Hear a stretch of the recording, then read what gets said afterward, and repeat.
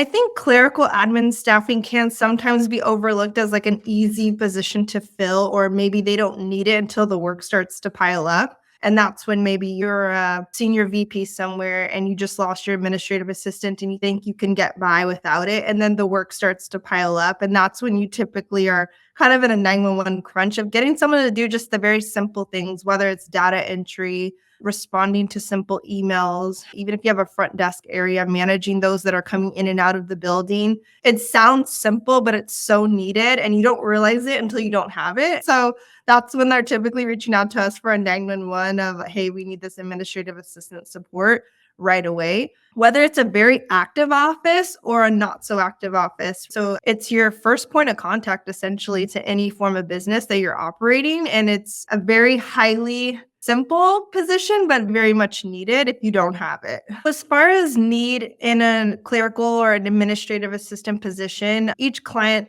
has their own specified needs, whether it's industry knowledge, maybe your industry is life science or the legal industry. It's our job at Eastridge to make sure that the person has the specific background as far as industry knowledge to make sure that when they do come in to the workforce for your team, that they can hit the ground running. There are some clients that are open to any and all industries, but for example, a lot of our biotech industry do prefer them to have that knowledge. Not only is the lingo a little different, some of their SOPs and processes are very specific, regulated, and so they do need to have that specific industry knowledge. And so my job is to make sure it matches the needs of the client.